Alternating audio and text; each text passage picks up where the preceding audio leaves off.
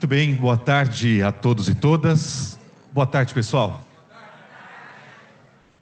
Sejam todos muito bem-vindos à Casa do Cidadão, Ministério Público do Estado de Goiás. É uma honra tê-los todos aqui nesta tarde especial aqui na nossa instituição. Meu nome é Sandro, sou assessor do cerimonial e organização de eventos aqui da instituição e vim apresentar um pouquinho, inclusive o nosso palestrante, nosso expositor, a todos vocês. Mas antes, gostaria de identificá-los pelas instituições, pelos professores, a todos que estão participando deste evento. Este evento que tem como nome Conheça o MP com Acadêmicos de Direito. Então, nós sabemos que temos a turma da professora Renata Lima, da FAC Unicampus. Onde vocês estão? Muito bom, pessoal. Também os alunos do professor Rogério Leal, da PUC. O Augusto está acompanhando? Também temos nesta tarde os alunos, a turma da professora Kênia Lucena, também da PUC Goiás. Muito obrigado pela presença. E também os alunos, a turma do professor Nivaldo dos Santos, também da PUC Goiás. Muito obrigado, pessoal.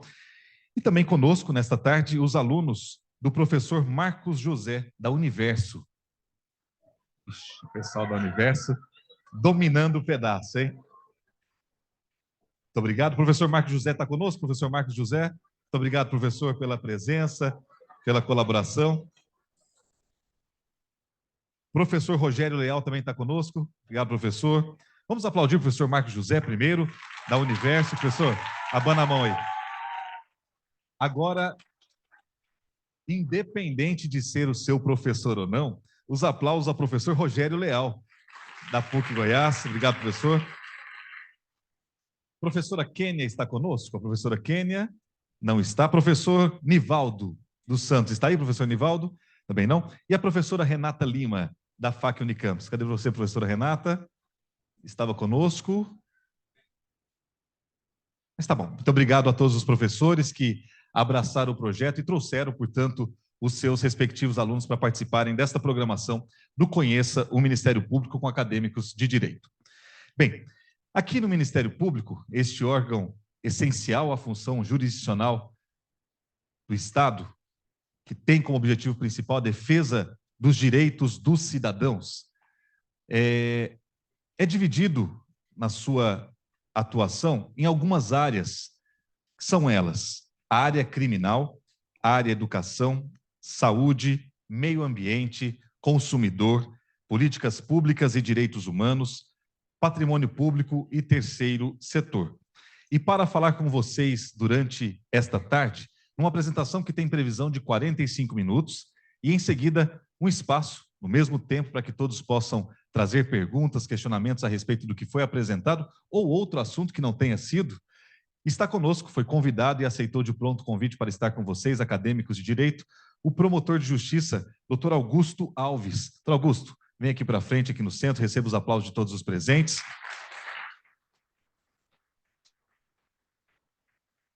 E dentre essas áreas que eu anunciei há pouco, doutor Augusto é o coordenador da área criminal. Portanto, ele vai explicar daqui a pouquinho qual é a sua atuação dentro dessa coordenação da criminal. E hoje ele tirou esse tempo, um tempo extremamente importante, para apresentar um pouquinho do Ministério Público, da sua atuação, tirar dúvidas para todos vocês que estão cursando o curso de Direito. Então, doutor Augusto, ele é promotor de justiça, como já foi dito, titular da primeira Promotoria de Justiça de Anicuns. Neste momento está à disposição, a convite do Procurador-Geral de Justiça, que se chama Ciro Terra Pérez, que no mandato de 2 anos, podendo ser reconduzido por mais 2 anos, participando por um processo eleitoral em que os membros da instituição, procuradores e promotores de justiça, elegem uma lista tríplice com 3 membros que se colocam à disposição e, conforme determina a Constituição, a legislação estadual, é escolhido pelo governador do estado de Goiás. Doutor Augusto, ele foi convidado pelo atual Procurador-Geral de Justiça para ter essa atuação específica na coordenação da área criminal de todo o estado de Goiás. Portanto, atendendo às demandas da sociedade, das instituições que atuam na área de segurança pública e criminal, com orientações, com pesquisa, com estudos, transmitindo essas informações às áreas interessadas e também aos promotores de justiça que atuam na área criminal, que é a maioria dos promotores de justiça que tem essa atribuição em todo o estado de Goiás, dos mais de 440 membros da instituição. Então, eu passo de imediato a palavra ao doutor Augusto Alves, promotor de justiça, coordenador da área criminal do Ministério Público de Goiás, para que conduza a partir de agora as apresentações sobre o Ministério Público. Antes, porém, perguntar a todos, receberam esta cartilha? Todos receberam? Alguém não recebeu? Não? Eu peço ao Gustavo, meu colega de equipe, Gustavo, que entregue mais uma cartilha para quem não tiver, depois se apresente mais uma vez. Levanta a mão, quem não pegou a cartilha na entrada? Gustavo, pelo menos umas 10 cartilhas, tá? Extremamente importante, é um resumo super bacana para quem não conhece o Ministério Público, ou conhece, mas quer conhecer um pouquinho mais, ou que seja o início, a instigação realmente de conhecer um pouquinho da instituição mais a fundo. Então, doutor Augusto, é com você nos próximos 45 minutos, ele tem alguns slides para facilitar a apresentação, e em seguida estará à disposição de todos vocês para perguntas a respeito do que ele apresentou e também aquilo que, porventura, vocês tenham curiosidade sobre o Ministério Público. Doutor Augusto, é com você. Muito obrigado, Sandro. Bom, renovando os cumprimentos, uma boa tarde a todos e a todas. É uma satisfação recebê-los aqui em nossa casa, a Casa do Cidadão, Ministério Público de Goiás, professor Marcos, professor Rogério, muito obrigado. Em nome de vocês dois, eu cumprimento todos os acadêmicos, tanto da PUC, quanto da Universo, quanto da FAC Unicampus. É muito importante ter vocês aqui, porque é um momento em que recebemos, né, quem de fato vai entregar o nosso futuro na nossa área, na área jurídica, sejam como promotores de justiça, sejam como advogados, como professores, e em outras funções tão relevantes no nosso sistema de justiça. Então, muito obrigado pela presença. Estar aqui hoje falando um pouco sobre a nossa instituição.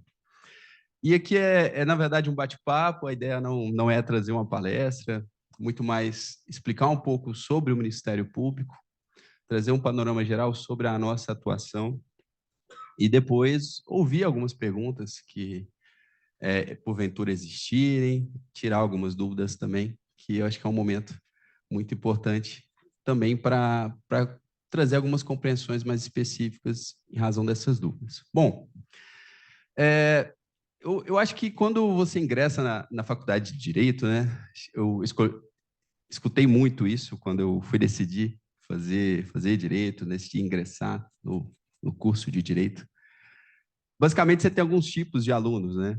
Aquele que ingressa porque já tem algum objetivo muito claro, né? Mas muitas vezes o que ingressa na faculdade de Direito é o que não tem muita certeza do que está querendo, né?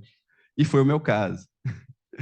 Acabei ingressando na faculdade de Direito, sou daqui do estado de Goiás, sou aluno da faculdade de Direito da UFG, me graduei lá também. Depois acabei fazendo uma pós-graduação na mesma instituição, mas ingressei inicialmente na faculdade muito por, faz direito, porque na época é um bom curso, mas não tinha nem ideia do que poderia me levar à graduação, né? Quais seriam as possibilidades profissionais, nem nada. Até porque a escolha, quando nós fazemos, de fato, ainda é de uma idade muito, muito nova, né? Para uma escolha tão importante. Então, a ideia aqui de conversarmos um pouco é também para esse acadêmico que está na dúvida ainda do porquê que fez direito, talvez não tenha se encontrado um pouco no curso. Quem sabe a gente falando um pouco aqui sobre o Ministério Público. Foi quando, de fato, eu estagiei nessa instituição, fui estagiário aqui, que eu comecei a me apaixonar ainda mais pela Faculdade de Direito, pelas matérias, e decidi naquele momento que um dia seria promotor de justiça. Depois de estagiário, fui assessor aqui da instituição também, e consegui aprovação no concurso e assumi a função de promotor de justiça desde 2016. Então, é muito importante esse contato com as instituições, com esse momento de compreensão das possibilidades, né, da atuação, é uma gama de atuações que a Faculdade de Direito nos traz, para também, penso, dar uma razão, né, naquele curso, uma razão nas matérias que estão sendo estudadas, uma vivência prática. Mas o que é o Ministério Público, né? O que é essa instituição? Vou trazer aqui alguns conceitos, mas minha intenção é não ser uma palestra muito conceitual, para, de fato, ser um bate-papo mesmo. Mas a Constituição Federal, ela muda toda a roupagem do Ministério Público. A Constituição de 88, ela cria um novo modelo de Ministério Público.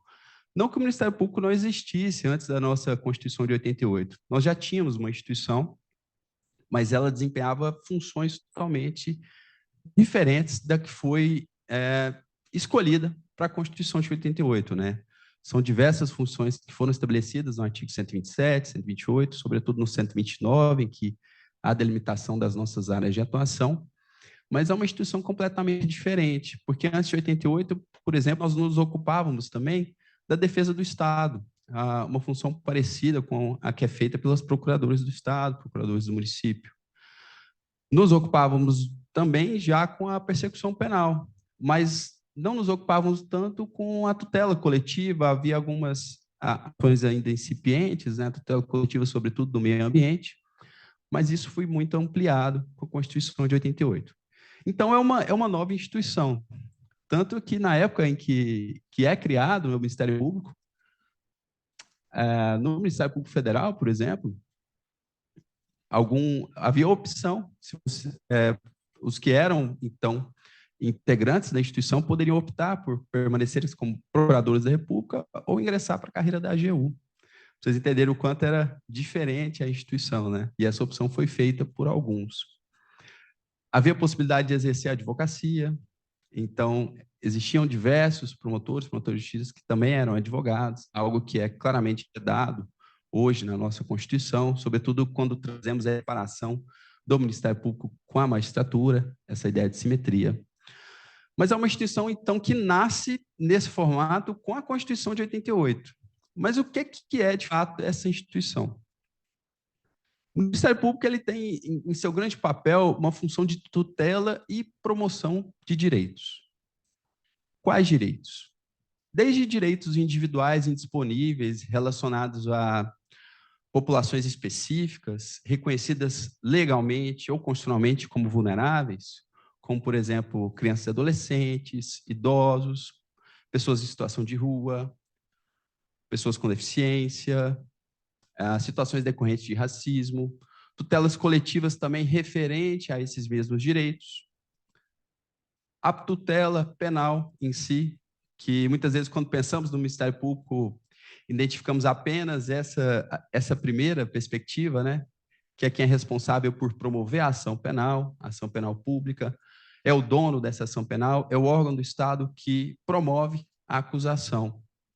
Mas também temos funções de defesa do patrimônio público, defesa do meio ambiente e diversas outras, que nós vamos conversar um pouco mais para vocês entenderem a gama de atribuições que a Constituição confia ao Ministério Público.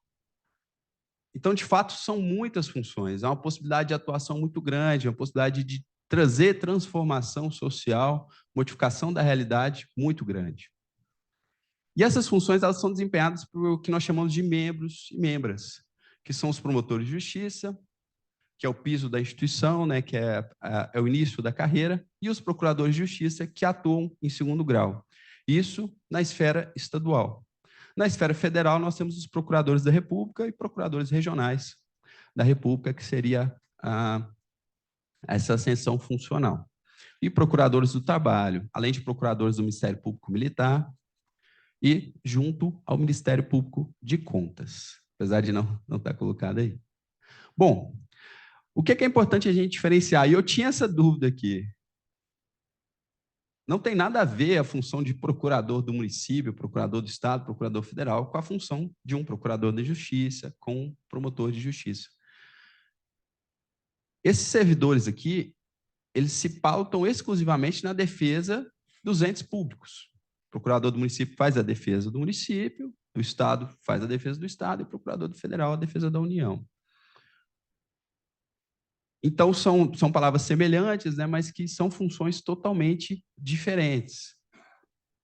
E para exercermos essas funções, a Constituição nos traz algumas garantias, que são garantias idênticas à da magistratura. O Ministério Público ele se alinha muito à magistratura, se aproxima, então, da função do magistrado. Em alguns países, por exemplo, não há sequer divisão de carreira entre judiciário e Ministério Público. São carreiras que se mesclam e que elas são divididas em funções, na verdade.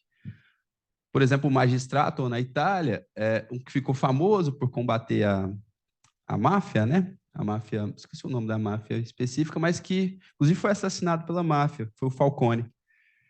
Ele recebe o nome de magistrado, mas ele era equivalente ao nosso promotor de justiça, procurador da República. Então, vejam que essa divisão que nós trazemos é uma divisão do Estado brasileiro, né? Mas não é uma divisão que ocorre em todos os estados, em todas as nações. E aí, por isso, a nossa aproximação também nesses principais garantias com a magistratura, que é justamente a vitaliciedade, quer dizer o quê? A possibilidade de perder o cargo apenas com uma decisão judicial com trânsito em julgado. O servidor público normal, ele tem a estabilidade. Ministério Público, magistratura, nós temos vitaliciedade. Qual que é a grande diferença? Primeiro, tem o prazo, né? Estabilidade de 3 anos, aqui são 2. E segundo, que o servidor ele só pode perder o cargo depois de uma decisão decorrente de um processo administrativo disciplinar. Aqui, a decisão precisa ser adotada num processo judicial, com trânsito em julgado. Então, por isso que muitas vezes o pessoal não entende muito, e são garantias que são necessárias pela importância e sensibilidade das funções para garantir, de fato, a independência do exercício dessas atribuições, mas não entendem por que a pena máxima administrativa cabível para um promotor de justiça, um juiz que comete uma transgressão disciplinar, é a aposentadoria compulsória. Mas isso não quer dizer que ele não possa, não deva perder o cargo, né? Mas ele vai perder num processo judicial. Então, a pena administrativa máxima é a aposentadoria compulsória, mas ele pode, sim, perder o cargo por uma decisão judicial. Outra garantia é a inamovibilidade, uma garantia extremamente relevante. Nós somos inamovíveis. O que isso quer dizer? Eu tenho uma promotoria de justiça em que eu sou o titular, eu sou responsável por aquela promotoria, por aquela circunscrição que a gente chama de comarca, que, via de regra, engloba, muitas vezes, mais de um município. E as minhas ações, o meu exercício do meu munus, do meu cargo, das minhas funções, não podem ser motivos para que eu seja removido de lá. Para haver uma remoção de um promotor de justiça, de um magistrado, apenas 2 hipóteses: por interesse público ou por transgressão disciplinar. Isso é uma remoção em que não há a vontade de se remover, né? É claro que se a pessoa quiser se remover, ela vai concorrer aos concursos de promoção e remoção para ir mudando na carreira, né? Mas se é uma remoção compulsória, então ela só pode ocorrer nessas hipóteses. E é muito importante por quê? Porque nós lidamos com interesses muito sensíveis. Por exemplo, na defesa do patrimônio público. Eu já tive situações em que foi necessário a gente ingressar com ações civis públicas de improbidade, cumprir mandados de busca e apreensão na prefeitura. Isso gera uma instabilidade política, às vezes pedir o afastamento do prefeito, conseguir esse afastamento, prisão preventiva, gera uma instabilidade política muito grande.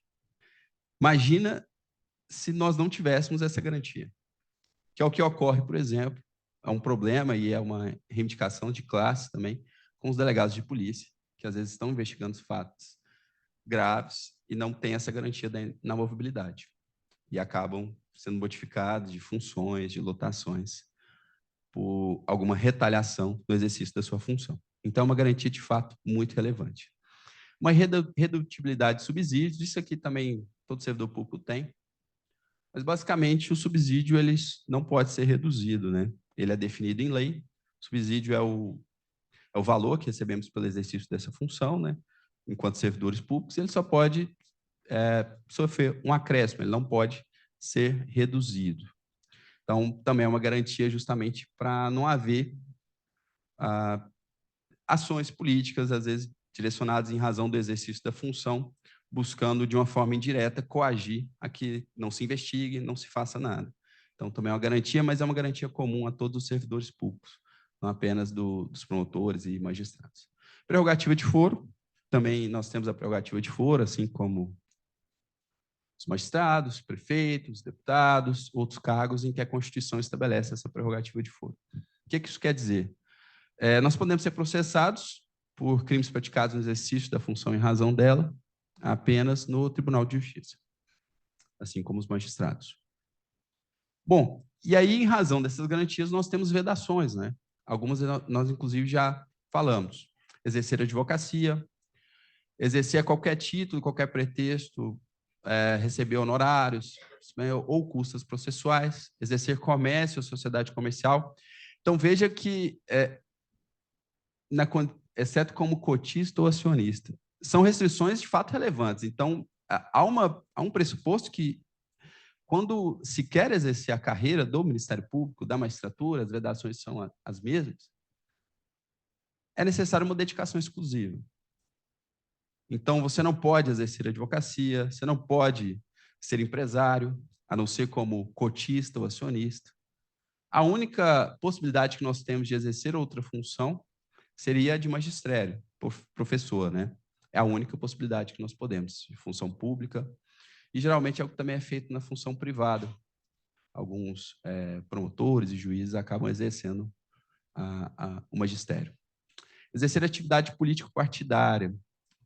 Vocês veem que é muito comum, né? Tem muito delegado que é deputado, tem alguns defensores públicos também, policiais militares, mas vocês não vão identificar nenhum representante do Ministério Público ou da magistratura lá, porque nós temos essa vedação. Então, nós não podemos exercer essa nossa capacidade eleitoral passiva, ela é restrita, e justamente por uma incompatibilidade de exercício de algumas funções. Isso antes havia uma ressalva, e já tivemos alguns promotores que foram deputados, mas quando havia uma outra compreensão dessa vedação.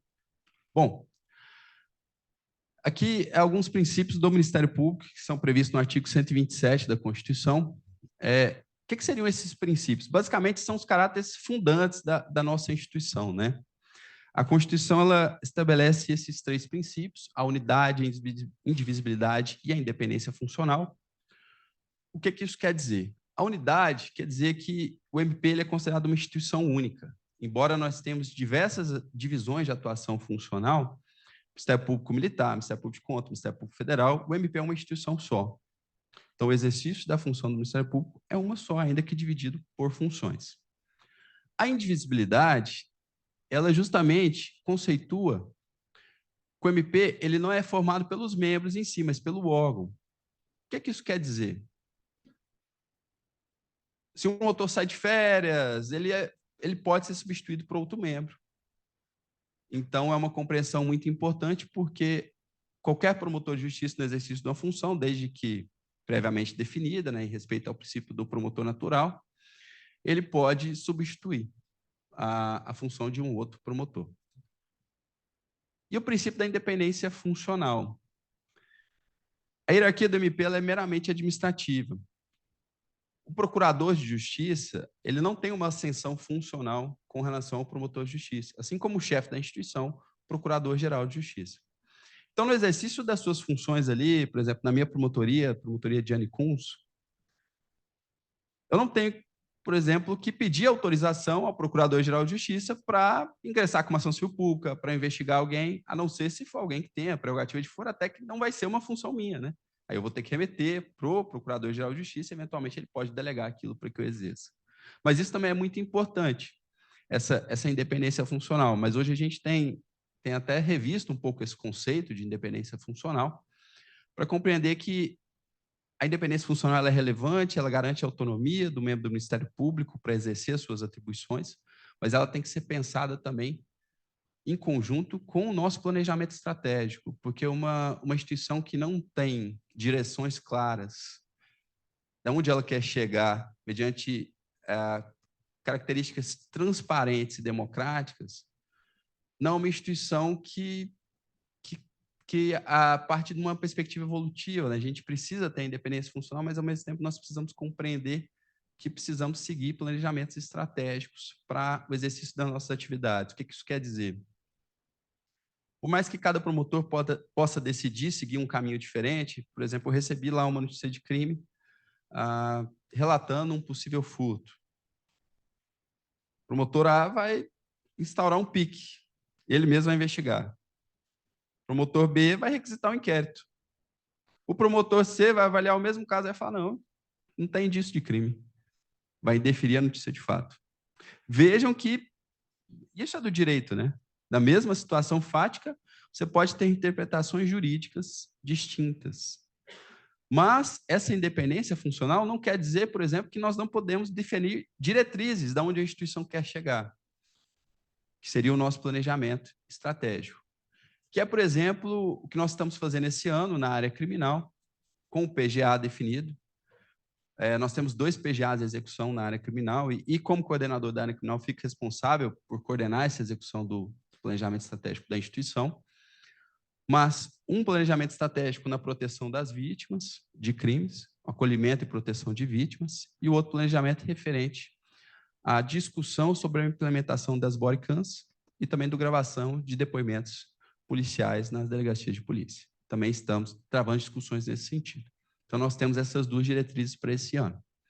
E como que você ingressa na carreira, né? Assim como qualquer carreira pública efetiva, nós temos cargos em comissão, né? E contratos temporários, outras formas de provimento do cargo público, mas nós ingressamos na instituição por concurso público. O concurso, geralmente, ele é dividido em 4 fases, pelo menos, fase objetiva, subjetiva, oral. Aqui a tribuna está aqui, mas a tribuna foi excluída. Tem que corrigir esse slide. A tribuna não existe mais, ela não é mais exigida. Mas a gente tem mais uma fase aqui, que é a fase de investigação social, que também é uma fase eliminatória. E dentro dessas 4 fases, o intuito é avaliar o conhecimento, enfim. Inclusive, nós temos um concurso em andamento agora, fizemos a prova subjetiva, a prova oral deve acontecer, salvo engano, em junho. Se alguém tiver a oportunidade de comparecer, é um momento muito interessante. Porque talvez, se alguém aqui tem interesse em exercer algum cargo público, que seja necessário passar por esse tipo de prova, está cada vez mais comum a exigência de prova oral em quase todos os concursos. É um momento muito interessante porque você vê como essa prova é aplicada, o desenvolvimento das perguntas, como o candidato se sai, então é bem bacana mesmo. Assim, quando for divulgado, nós vamos divulgar a data no site, se alguém tiver interesse em comparecer, é muito, muito importante. E 3 anos de prática jurídica, além da prova de títulos, né? Esse pré-requisito ele foi instituído, não me recordo do ano agora, mas esse pré-requisito ele não existia na Constituição inicialmente, e havia uma crítica muito grande da sociedade, sobretudo, em que você tinha promotores, juízes muito novos, exercendo uma função de peso tão relevante, né? Às vezes uma pessoa acabou de formar e consegue passar no concurso. Então, foi incluído esse pedágio aqui que a gente chama, que são os 3 anos de prática. Aí, os 3 anos de prática pode ser exercido com advocacia, com magistério, ou outra função pública privativa de bacharel em direito, ou função privada também privativa de bacharel em direito. Eu advoguei nesses 3 anos de prática, cheguei a advogar, advoguei na área criminal, na área civil, mas eu exerci, de fato, 3 anos de prática na advocacia antes de ser promotor de justiça. Você entra na instituição como promotor de justiça substituto. É o primeiro cargo da instituição. O que é esse promotor de justiça substituto? Está ali o nome de promotor nômade. É basicamente isso. É o que fica cobrindo qualquer tipo de problema e buraco. Então, sai de férias, o promotor substituto vai lá. Está doente, não vai estar presente em tais dias, o promotor substituto vai lá. Então, a gente fica muito sem local mesmo, né? Você não tem uma promotoria que você é titular, que você está desempenhando as funções, você vai sendo designado por atos do Procurador-Geral de Justiça para desempenhar as funções em determinados locais em razão da necessidade da instituição. Eu fiquei muito tempo como promotor de justiça substituto, foram 6 anos e meio, e nesse tempo, acho que o melhor foi que eu conheci praticamente todo o estado. Não conhecia, sou de Goiânia, mas não conhecia muito do nosso estado, acabei conhecendo muito. Foram mais de 22 comarcas que eu passei. Realmente foram muitos locais. E é muito bacana que a gente vai conhecendo também os nossos servidores e, sobretudo, a população de cada um desses municípios. Depois você sai dessa condição de promotor de justiça substituto e se torna titular. O que isso quer dizer? Quando eu falo, eu sou titular da promotoria de Anicuns, quer dizer que eu sou o promotor responsável por aquela promotoria, conseguir passar num concurso interno, uma seleção interna, concurso interno, na verdade, de promoção ou remoção, e me tornei titular daquele órgão. Então, novamente, eu só posso ser removido de lá se houver uma punição disciplinar ou se eu tiver interesse de sair de lá. Então, em tese, se eu quiser aposentar em Anicuns, eu posso me aposentar em Anicuns. Mas é claro que, por exercício da carreira, você acaba querendo sempre buscar outras funções, né? Se aproximar, às vezes, mais da capital, chegar a procurador de justiça, que seria atuar em segundo grau, atuar junto aos desembargadores, né? Que é a principal função das procuradorias. E aí você exerce diversas funções. Quando você é promotor de justiça titular, nós temos uma divisão aqui em comarcas, né, no nosso estado. Comarca, ela identifica um exercício de uma competência territorial, né? O que isso quer dizer? Ela delimita um exercício da jurisdição no território. Então, você tem divisão de comarcas geralmente ligadas a municípios. Mas isso não é uma regra, você poderia dividir de outra forma. Mas aqui é por municípios. Então, nós temos a comarca principal, que é Goiânia, temos a comarca de Aparecida, que aí apenas um município que corresponde àquela comarca. Mas, em municípios menores, você tem comarcas com 3, 4, 5 municípios. Por exemplo, Anicuns são 4 municípios, né? 4 municípios em Anicuns.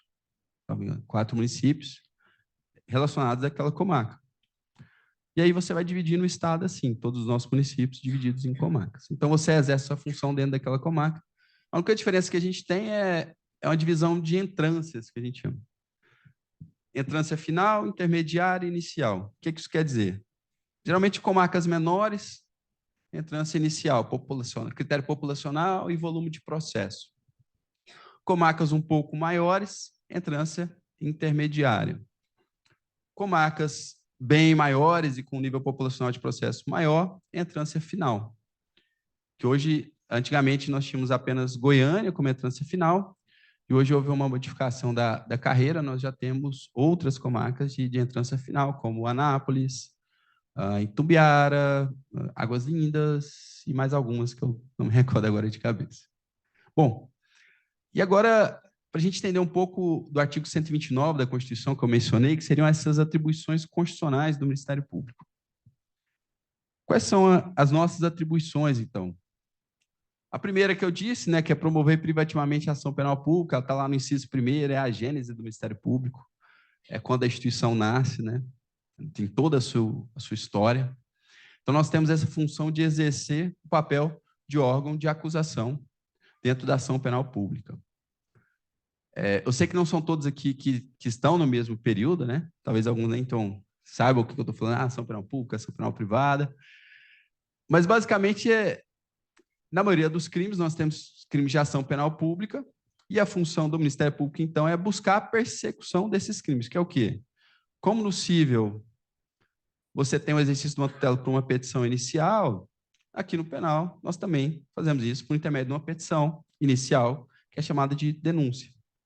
Então, nós oferecemos uma denúncia ao juízo criminal, narrando fatos que são considerados crimes. E, a partir dessa denúncia, nós incluímos alguns pedidos de processamento, condenação, reparação de danos às vítimas e outras providências de natureza cautelar, pessoal, patrimonial, a depender. Então, é uma das principais funções do Ministério Público, o Sandro mencionou isso, eu sou coordenador dessa área, da área criminal, né, daqui do Estado. Basicamente, a maior quantidade de promotorias que nós temos é de criminal. Então, de fato, é onde o Ministério Público exerce as suas principais atribuições. Lembrando que aqui o exercício não é apenas da persecução em si, né? A gente lembra muito da acusação. Mas o Ministério Público tem uma função muito dúplice aí. Não é apenas acusar, mas, sobretudo, defender direitos. Em que perspectiva isso? Primeiro, defender o direito da vítima. Todo crime você tem uma vítima, ainda que seja uma vítima coletiva, uma vítima não identificada, né? Ou crime vagos que, de fato, você não consegue materializar vítimas. Mas a gente consegue sempre identificar pessoas que tiveram algum tipo de prejuízo decorrente daquele fato criminoso. Isso é o conceito de vítima que nós adotamos hoje, para estruturar toda a nossa ideia de proteção e acolhimento. Então, quando nós estamos promovendo essa ação penal, a primeira coisa a gente está buscando a proteção daquele direito que foi violado daquela vítima e que é considerado uma das maiores violações de direito pelo nosso ordenamento jurídico, porque senão não seria crime. Então, há um exercício aí de uma defesa de direitos das vítimas. E também temos a obrigação, enquanto fiscais da ordem jurídica, de buscar que aquele processo seja, de fato, um processo penal justo. Então, não é um exercício da acusação apenas, como órgão de acusação, mas também buscando a garantia de direitos fundamentais do indivíduo que está sendo acusado nesse processo. Aqui, a respeito do serviço de relevância pública, promover o inquérito civil e ação civil pública para proteção do patrimônio público, meio ambiente e outros interesses difusos e coletivos. O que isso quer dizer? Bom, assim como a gente tem o inquérito policial para investigar crime, o PIC para investigar crime, o PIC é o procedimento de investigação criminal do Ministério Público, o inquérito policial da Polícia Civil, da Polícia Federal, nós temos o inquérito civil público para investigar violações de direitos coletivos em sua maior compreensão. Então, aqui nós investigamos todas essas violações de direitos, seja, por exemplo, uma violação ao patrimônio público, um ato de improbidade administrativa, um ato de ofensa ao meio ambiente, uma violação de direitos da criança e adolescente, nós podemos investigar também em inquérito civil público. Então, o nosso instrumento de investigação é onde a gente vai requisitar providências, produzir provas, ouvir pessoas, requisitar documentos, fazer perícia. Então, vamos tentar instruir esse fato para proteger esses direitos difusos e coletivos. Aqui vem a proteção de populações indígenas, que é uma atribuição também parcialmente do estadual, mas, sobretudo, do Ministério Público Federal, que exerce muito mais essa função do que nós. Aqui vem o nosso poder requisitório. Esse poder requisitório é o quê? Nós temos o poder de requisitar as instituições informações e documentos para instruir as nossas investigações. Vem desde requisição, por exemplo, de informações documentais de um município, por exemplo, com relação à lotação de um servidor e a folha de ponto dele, porque eu estou desconfiado que esse servidor é servidor fantasma. Seria um ponto bem simples, né? Até a requisição de uma perícia, até a requisição de outros atos. E as nossas notificações, que vão servir, via de regra, para garantir comparecimento, enfim, de testemunhas investigados para serem ouvidos nessas investigações. Uma outra função nossa é exercer o controle externo da atividade policial. É uma função muito importante que a gente não estuda muito na faculdade. Eu mesmo não me lembro de ter ouvido falar disso na faculdade, de ter alguma matéria, alguma matéria específica, livre, que você poderia cursar, fora da grade fechada, que tratasse sobre isso. É uma função do Ministério Público exercer o controle externo. O que é um órgão de controle externo? Nós temos os controles internos de cada órgão, que, via de regra, são feitos pelas controladorias, corregedorias, instâncias de controle. E nós temos órgãos de controle externo, que são órgãos que não fazem parte daquela estrutura organizacional, mas que têm a função de fiscalização e de persecução dessa atividade. Então, nós temos essa função, que ela é muito relevante, uma função extremamente difícil de ser executada, que é o controle externo da atividade policial. Então, essa função de fiscalização da atividade policial. E fiscalização aqui, não apenas no sentido de punição, mas no sentido também de aprimoramento dessa função, de aproximação e de busca de soluções, de fato, em conjunto também, mas também de punição, de investigação, enfim. Desde investigar, por exemplo, um caso de letalidade policial, de corrupção, até, eventualmente, buscar um aperfeiçoamento na forma que a autoridade policial está fazendo os reconhecimentos pessoais, por exemplo. Inclusive, em relação a isso, a gente está com um projeto bacana, em parceria com a Polícia Militar.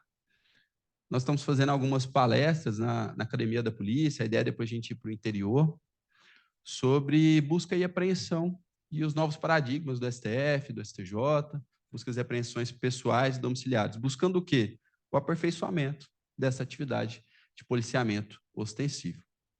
E que a gente também pode requisitar algumas diligências investigatórias, como, por exemplo, a instauração de inquérito policial. Então, desses crimes todos que acontecem, é claro que o Ministério Público não vai se ocupar de investigar todos, né? A gente não tem nem perna para isso, né? A polícia também tem essa função, né? Sobretudo a polícia civil, a polícia judiciária, como a gente fala. Então, recebendo uma notícia de crime, a gente pode também, ao invés de instaurar um PIC, um procedimento nosso de investigação, a depender da situação, requisitar o inquérito policial, que é o quê? Requisitar que o delegado instaure uma investigação sobre aquilo. Eu queria trazer aqui como que é o dia a dia do promotor de justiça na área de atuação do MP. Eu sou promotor de justiça do interior, sempre fui promotor de justiça do interior. Estou aqui na capital apenas exercendo essa função, né? Uma função de confiança e temporária.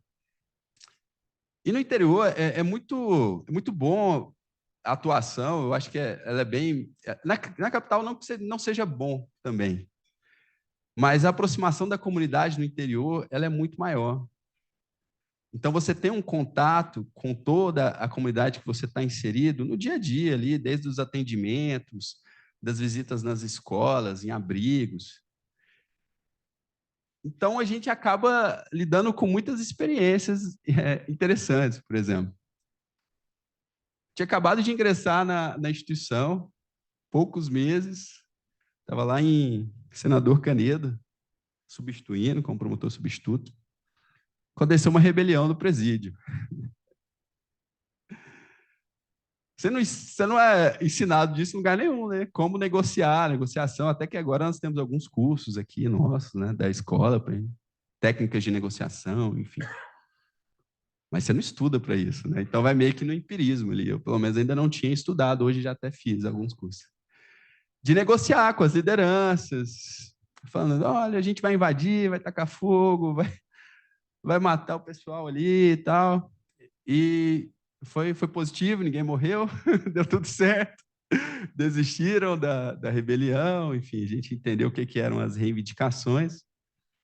Mas lá, por exemplo, até a gente tem que ter muito cuidado para entender essa razão de ser das reivindicações, né, legítimas e ilegítimas. Porque o nosso sistema de execução penal ele está longe de ser perfeito, né? Mas algumas reivindicações, de fato, não são legítimas. Nesse caso aqui, a rebelião foi porque a nova diretora que tinha ingressado, ela tinha retirado a possibilidade de entrar dinheiro no presídio. Entrava dinheiro, R$100 por semana. Eu falei, uai, entrava dinheiro. Na primeira visita, eu falei, não, vou tirar isso. Aí eu perguntei, tem cantina aqui, né? Porque tinha cantina. Não tem cantina, não. Eu falei, mas o que eles fazem com esse dinheiro, então? Aí a pergunta, né? Porque não tinham o que comprar, assim, licitamente.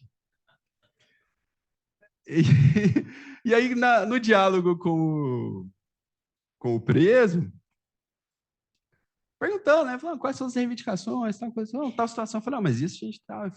Aí até que eu fui perdoar, eu falei, não, você quer que volte o dinheiro, né? Ele, podia estar tirado, não. Eu falei, mas o que você fazia com esse dinheiro? Se você me trouxer uma justificativa legítima do porquê vai voltar o dinheiro, a gente volta hoje. Aí ele parou assim e olhou para mim. Não, mas assim, tem que melhorar aqui. E foi falando outra coisa. Então, é claro que tinha situações que precisam melhorar, a gente precisa melhorar muito ainda o nosso sistema penal, mas vejam que não é uma situação bem atípica, né? E a gente passa por isso no dia a dia. Porque o Ministério Público ele tem essa função de controle externo, como eu já falei. Então, mensalmente, nós estamos nas unidades prisionais, inspecionando. Temos a obrigação legal de estar lá, né? A LEP traz essa obrigação. E temos que estar, de fato. Seja para fazer o controle externo da Polícia Penal ali, para entender se está acontecendo algum abuso, violação de direitos, seja para entender as reivindicações dos presos. E às vezes o pessoal acha, por exemplo, não, é só a defensoria que atua, por exemplo, solicitando liberdade, progressão de regime. A gente ainda não tem uma realidade de interiorização tão relevante assim da defensoria, né? Ainda é um órgão muito novo no nosso estado. O Ministério Público já está bem capilarizado, a gente tem promotoria de justiça em todas as comarcas. Então, eu sempre, quando faço a inspeção, eu entro no presídio já com... A gente faz uma folhinha parecida com essa que você está segurando e entrega para o preso, porque é difícil você conversar individualmente com todos, em todas as situações, mas eu sempre converso em todas as celas. Mas para eles anotarem reivindicações sobre cumprimento de pena, tudo. E sempre nós que peticionamos. Olha, o cálculo está errado. Olha, de fato, há o requisito de progressão, não há. Olha, o fulano está pedindo a transferência, vamos entender se ele tem vínculo, se não tem vínculo com o local, vamos verificar se tem vaga, enfim, diversos pedidos ali. Pedido de assistência social, visita, questões de violações de direitos também, né?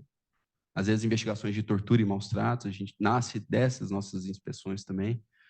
Então, é uma gama de atividades que a gente faz ali no presídio, é só o dia de visita, né? Não só, que às vezes vira 2, 3 dias e depois você volta para a promotoria com demanda para mais de semana, mais de mês. Então, é muito importante essa nossa função. Aqui uma outra experiência também de acolhimento de vítimas, como eu disse, é o nosso planejamento estratégico, né? É trazer a vítima para o seu local de protagonismo, de fato, né? Infelizmente, ela pela doutrina, pela jurisprudência, pela nossa sociedade em geral, a vítima ela foi esquecida por muito tempo, deixada de lado. Você vê uma construção de todo um sistema de garantia de direitos apenas para garantia de direitos do acusado. Quando a percepção de direitos humanos é uma percepção dúplice. E você não precisa deixar de garantir direitos do réu para garantir direitos das vítimas. Pelo contrário, você tem que garantir direitos de ambos. Vejam que nós temos alguns absurdos que deixam muito claro que a gente precisa trazer a vítima para o seu local de protagonista, né? Ela não é um objeto de prova, ela não é apenas alguém que deve ser escutado naquele momento e perguntado sobre o fato. Não, é uma pessoa, ela é um sujeito de direitos, ela tem que ser acolhida, ela tem que ser informada dos seus direitos, o Estado tem que se preocupar com ela. E o Ministério Público tem que assumir o protagonismo dessa função, porque nós somos os responsáveis pela persecução criminal. Então, por isso, o nosso engajamento nisso, para que, de fato, façamos esse acolhimento. E eu me recordo muito de alguns atendimentos que eu já fiz na promotoria de vítimas, desde atender vítima de violência doméstica que chegou lá na promotoria sangrando, tinha acabado de sofrer a violência, a gente teve que articular para o indivíduo ser preso em flagrante naquele momento, por uma falha de atendimento na DEAM, não tinha sido bem atendida. Até um caso que de fato me marcou muito na minha carreira, que foi uma mãe, que a gente começou a investigar uma situação de letalidade policial, o filho dela tinha desaparecido, e a gente investigando uma possível situação de letalidade mesmo, porque a última vez que ele foi visto foi sendo abordado pela polícia. E investigamos, conseguimos identificar a autoria, já identificamos quem eram os policiais, mas ainda não tinha encontrado o filho dessa vítima, e todo dia ela ia na promotoria de justiça, a gente conversava bastante, explicava o que a gente estava investigando, enfim.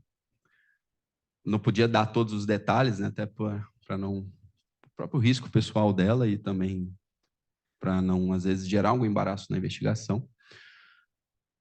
Mas aí, acho que umas 2 semanas depois que o fato aconteceu, a gente encontra uma ossada, uns 200 quilômetros do local onde tinha acontecido o desaparecimento.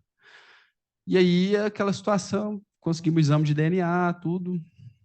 E aí confirmamos que era o filho dela, né? E ela todo dia fala, não, eu tenho certeza que meu filho está bem, ele vai aparecer e tal. E eu conversava, não, vai dar certo, ele está bem.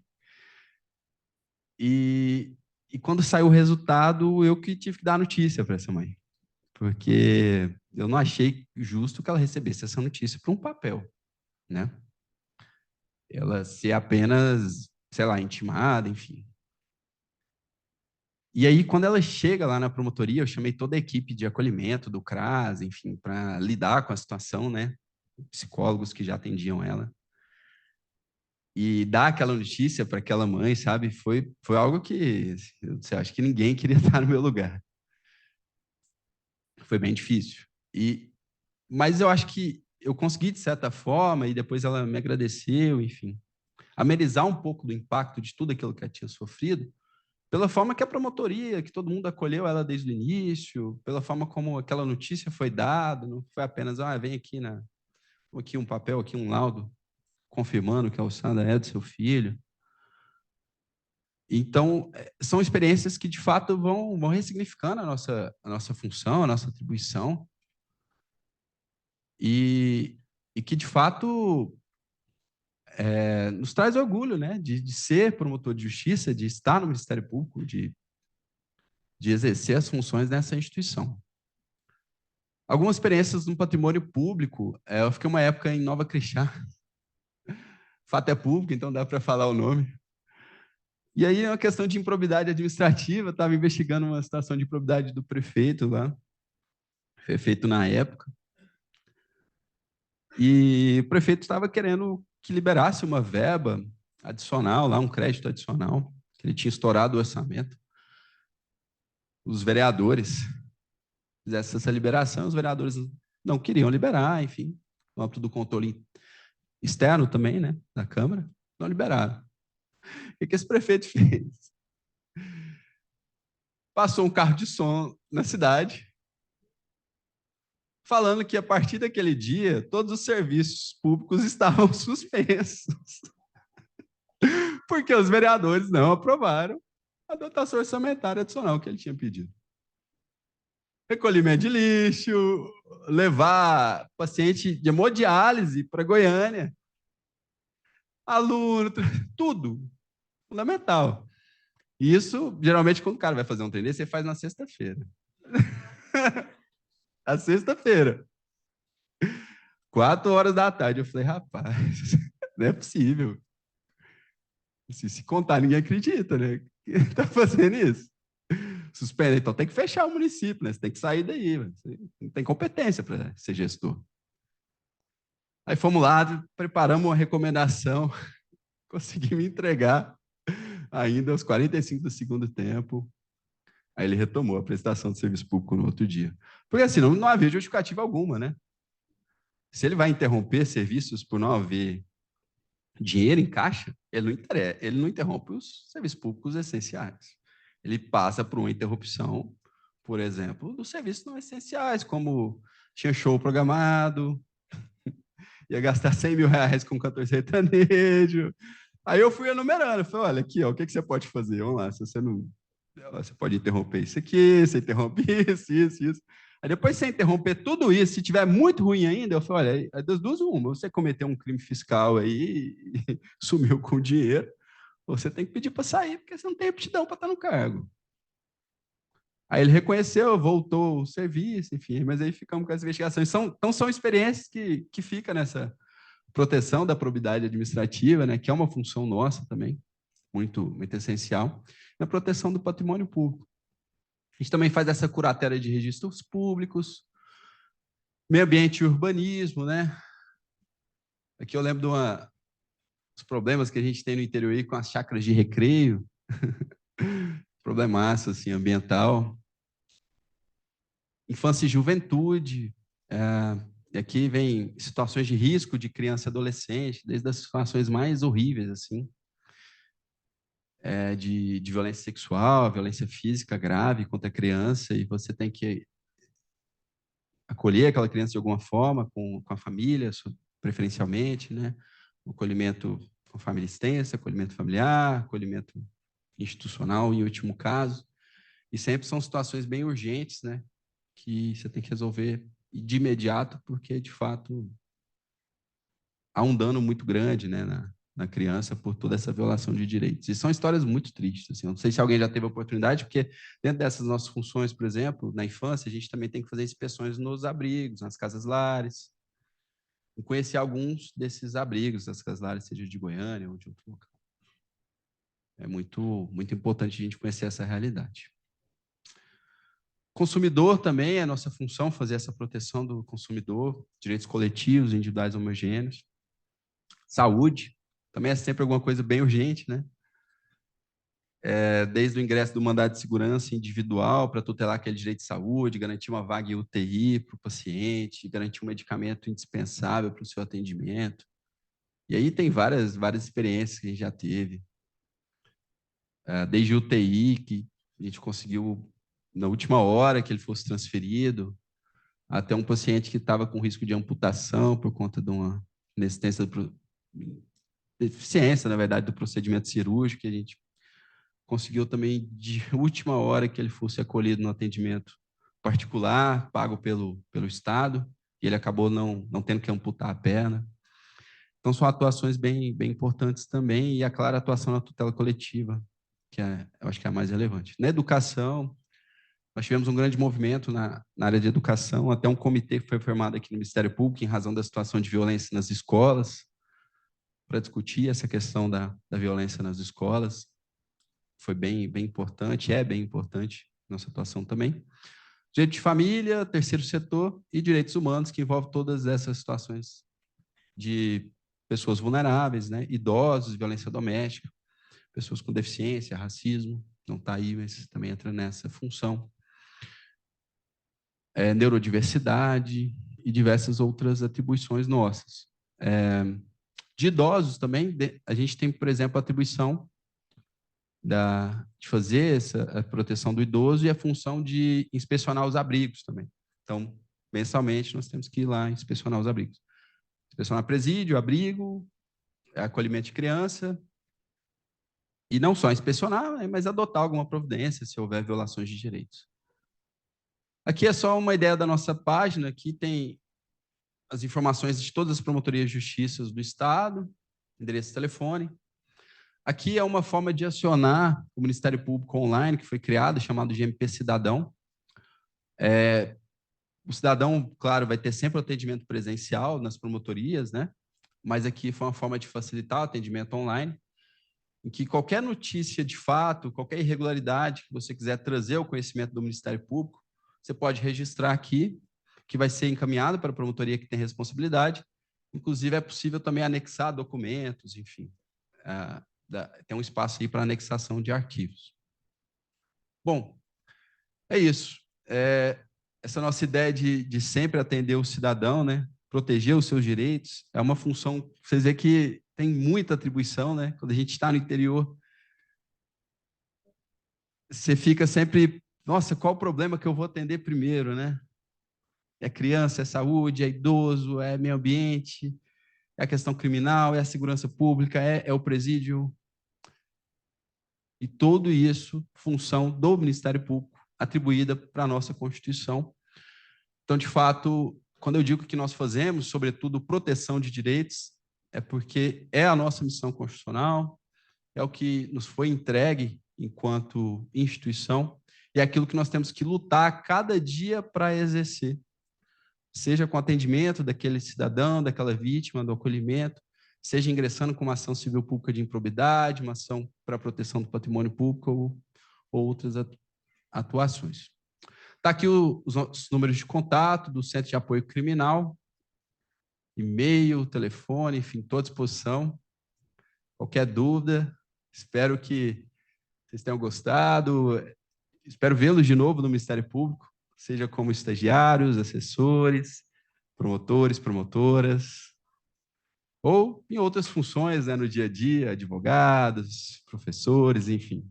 Muito obrigado e uma boa tarde.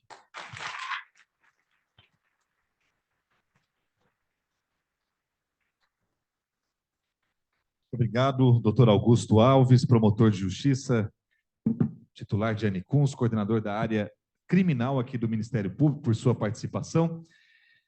Por vezes, ele falou sobre a Escola Superior, é um órgão da administração superior do Ministério Público, responsável pela formação e qualificação dos membros, que são procuradores e promotores, e também de todos os servidores, através de cursos, seminários, palestras, workshops, enfim. Toda a formação dos membros e servidores do Ministério Público é realizada pela Escola Superior, que é a ESUMP, inclusive encontros como este de hoje, este projeto Conhecendo o Ministério Público, é uma iniciativa da Escola Superior do Ministério Público, recepcionando todos vocês aqui neste semestre. Então, em nome do diretor da escola, promotor de justiça Adriano Godoy, agradecer a todos vocês pela presença.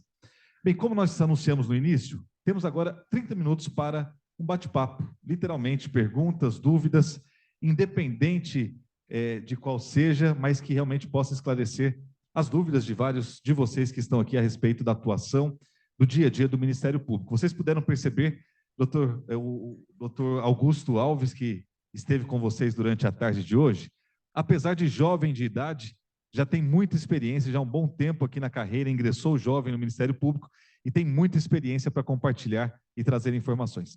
Alguém tem, portanto, alguma pergunta, algum questionamento? Eu peço que vamos fazer uma inscrição prévia, só para a gente ter mais ou menos uma organização. Temos 2 inscritos aqui do lado direito de vocês. Mais alguém aqui no centro, ao lado direito? Olha, então, a princípio, aqui no fundo, temos os 3 primeiros inscritos. Havendo tempo, a gente abre a inscrição novamente. Gustavo, você acompanha lá?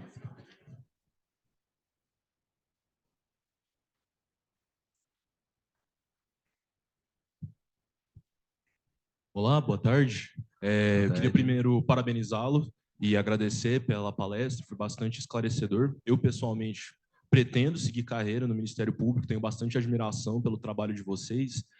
A minha dúvida, eu queria saber um pouco mais, para falar a verdade, sobre como foi a sua experiência como concurseiro na área do Ministério Público.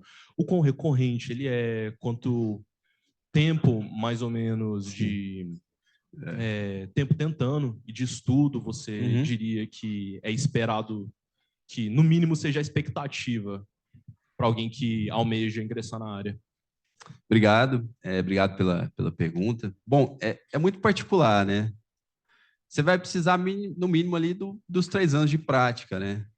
E eu acho relevante a gente, de fato, exercer essa prática, porque muitas vezes tive alguns amigos que fizeram isso, você fica só assinando as peças, né? 5 por ano e pega a prática.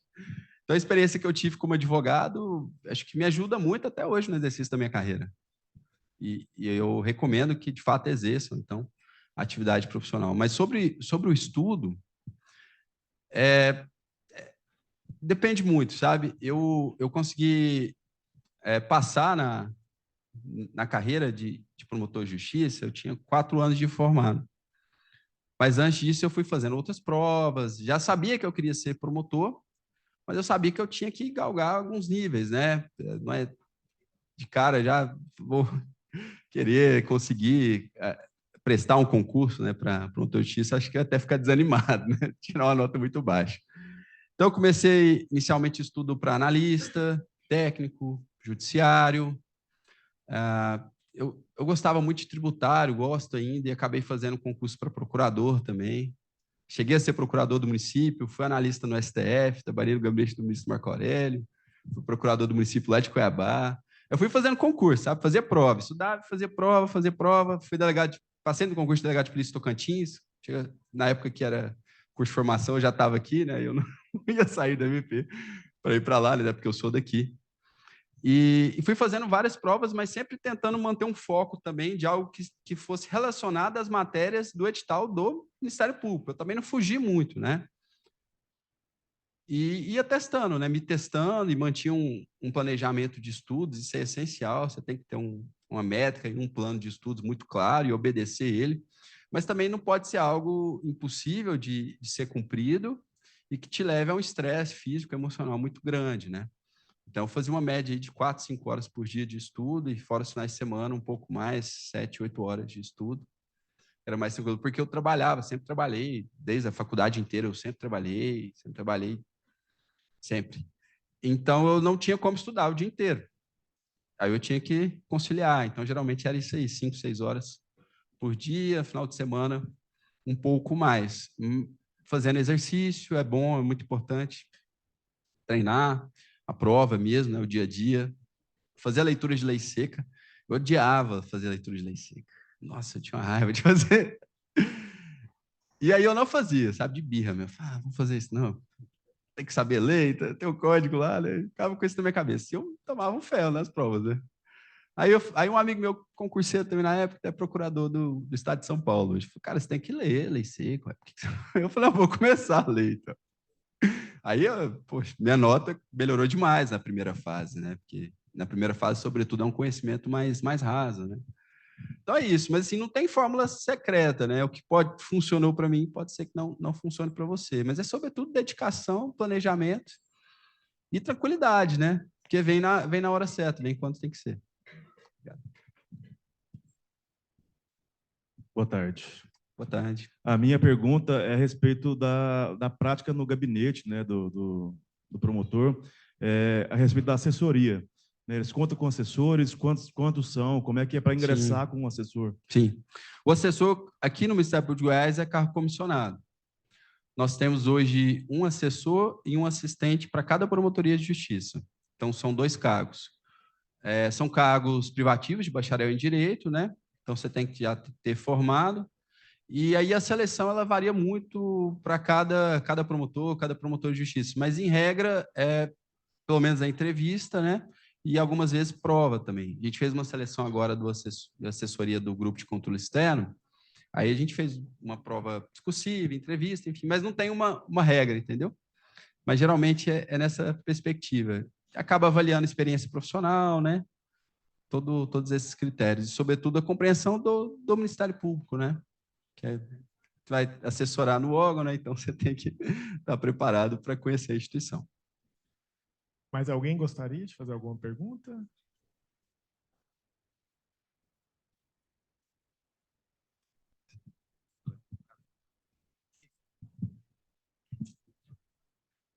Boa tarde.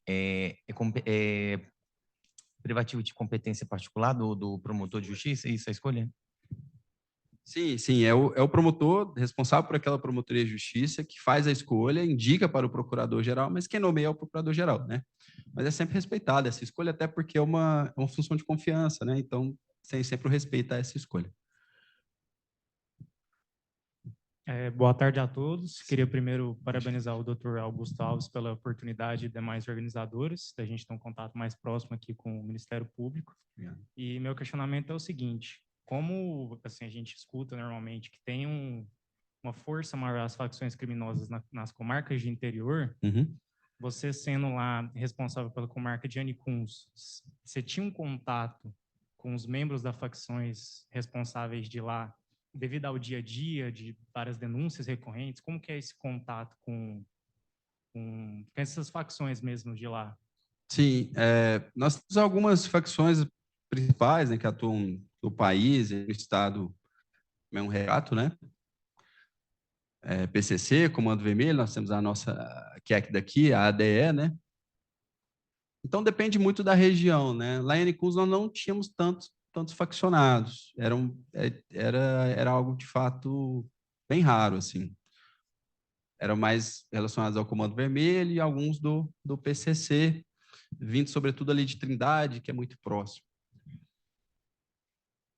E é o contato, assim, a gente tem sempre que ter esse mapeamento, né? Por isso que é muito importante a gente ter essa nossa atividade de inteligência, saber com quem estamos lidando, né? Para a nossa segurança pessoal, para a segurança também da equipe. Mas é um contato normal, assim. Só temos que ter alguns cuidados adicionais para a nossa segurança institucional e buscar o mapeamento dessa macrocriminalidade no nosso estado, que é feito pelo nosso CSI e pelo nosso GAECO. O CSI é o Centro de Segurança e Inteligência Institucional e o GAECO é o Grupo de Combate ao Crime Organizado. Então, a gente busca mapear e também fazer a investigação e a persecução dessas organizações criminosas por intermédio desses 2 órgãos do Ministério Público. É claro que no dia a dia as promotorias acabam tendo contato também, mas aí não em processos de ORCRIM, mas às vezes em um outro crime que ele tenha cometido, um tráfico, um roubo, que não seja crime de organização criminosa. Eu não sei se eu respondi a dúvida. Nada. Doutor Augusto, eu queria saber, ainda falando sobre o senhor como concurseiro, eu queria saber se o senhor era do tipo de aluno que lia muita doutrina durante a sua graduação e se isso fez diferença para prestar o concurso ou não. Entendi. Ixi, eu não sei se eu falo a verdade. Os professores não vão gostar, não. Então, eu não lia muita doutrina, não.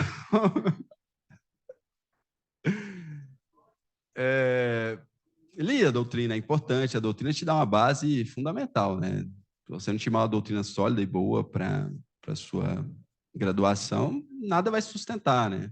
Um resumo não vai garantir isso. Então, é claro que eu fazia a leitura. Mas não era minha base de estudo para concurso, nunca foi. Nunca foi, não dá para ser. Não dá. A doutrina é muito denso. A doutrina é para a segunda fase, para a prova oral. Para a primeira fase, não dá. Não dá mesmo. Eu tenho um amigo da faculdade, colega de faculdade, que ele tinha essa ideia. Não, eu vou terminar os tomos de Ponte Miranda aqui. Tô brincando, eu queria terminar uma coleção de civil. E eu ficava assim, cara, não dá, você está estudando para concurso, você vai ler 7 livros. Você vai ler só civil, a prova não é só civil. Você vai ser ótimo em civil. Você não está fazendo a prova para professor de direito civil. Então, não dá. Assim, né? No estudo para o concurso acho que o estudo da graduação é um pouco diferente. A gente tem que ter essa base mesmo. Mas o do concurso não dá para você usar a doutrina no dia a dia. A doutrina ela vai mais para segunda fase e para a prova oral, né? Que aí é de fato mais denso, né? Nada. Temos mais alguma pergunta?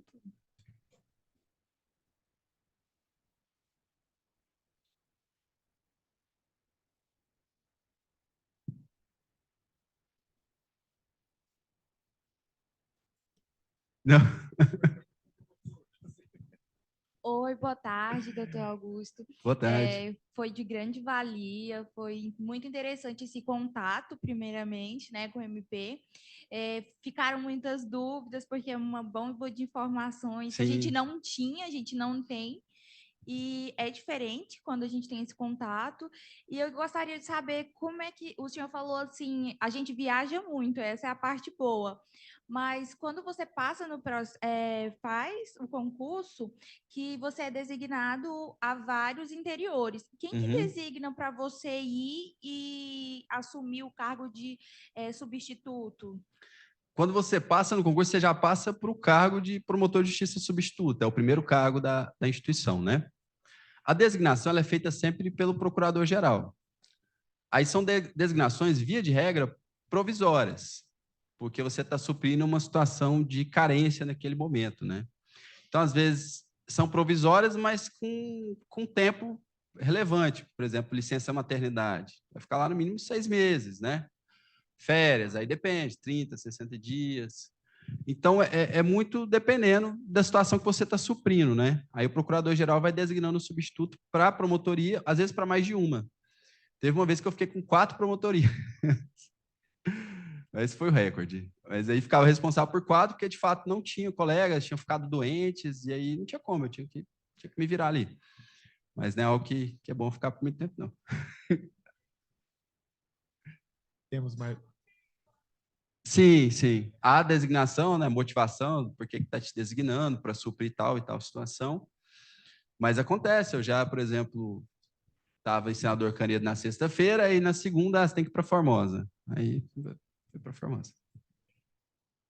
Nada. Temos mais alguma pergunta?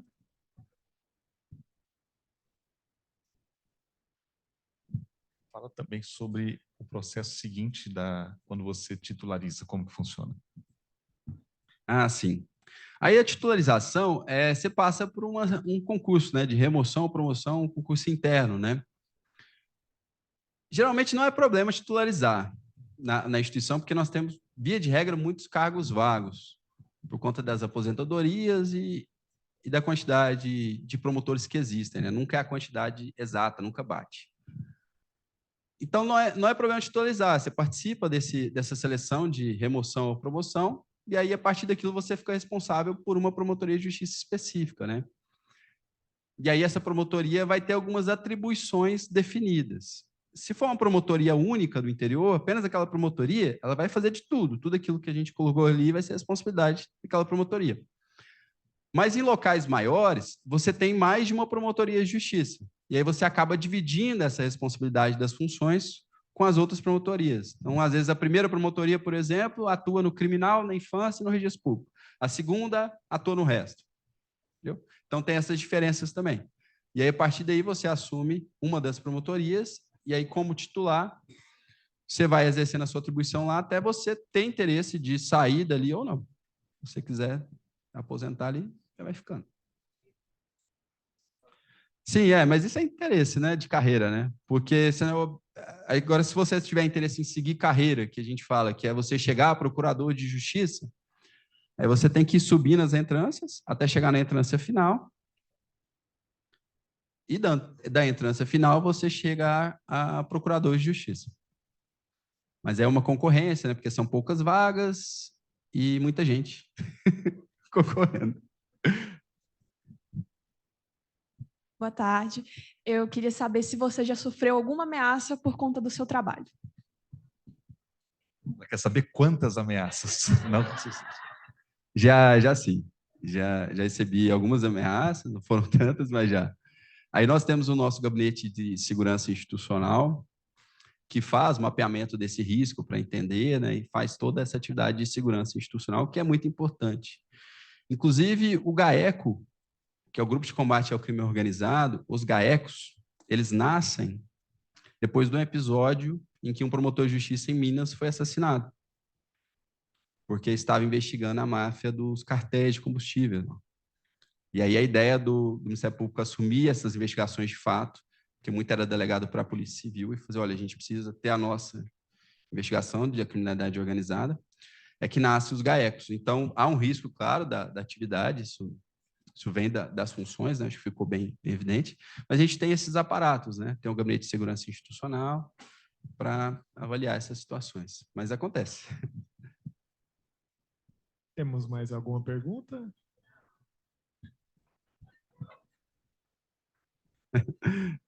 Ótimo. Acho que tem mais uma ali, ó, a última.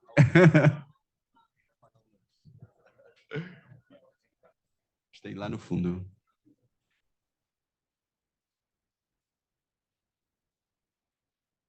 Boa tarde, doutor Augusto. Boa tarde.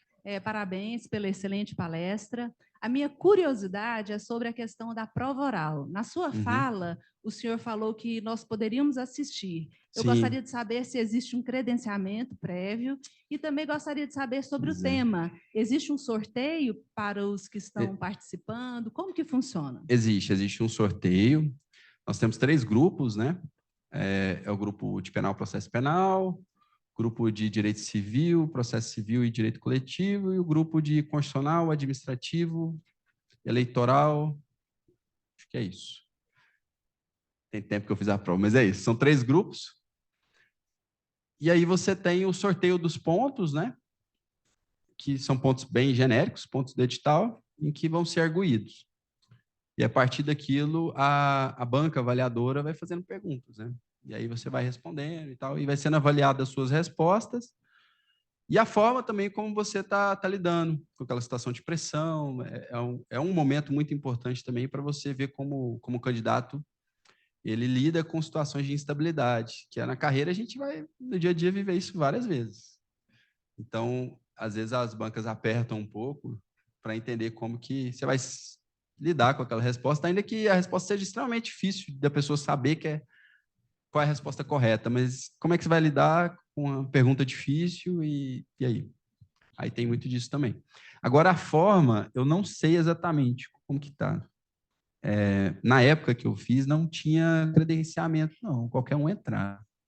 Eu não sei, eu tenho que questionar para a banca para ver se vai ter algum registro, né? Como que eles vão fazer para controlar esse acesso. Tinha um controle de acesso, porque os espaços eram espaços pequenos, né? Cabia 30 pessoas no máximo, mas não tinha credenciamento na época que eu fiz, eu não sei agora. Mas a gente vê com a banca e depois dá o feedback para vocês. Nada. É isso, né? reiterar os agradecimentos, passar aqui para o Sandro para encerrar. Obrigado, doutor Augusto. Recebo os aplausos de todos. Esteve com os alunos acadêmicos. E não se esqueçam, as oportunidades antes da graduação são várias, como de estágio, por exemplo, né? Logo após a graduação, como assessor, assistente, residente, que são aqueles que têm até 3 anos de formado ou que estão após os 3 anos fazendo pós-graduação.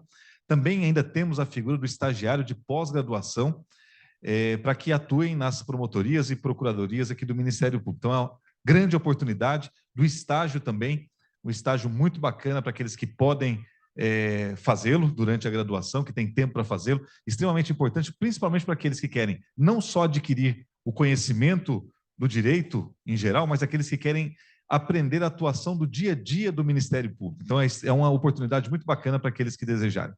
Em nome dos professores coordenadores, agradecemos a todos, desejamos muito sucesso a todos vocês. Muito obrigado pelas presenças.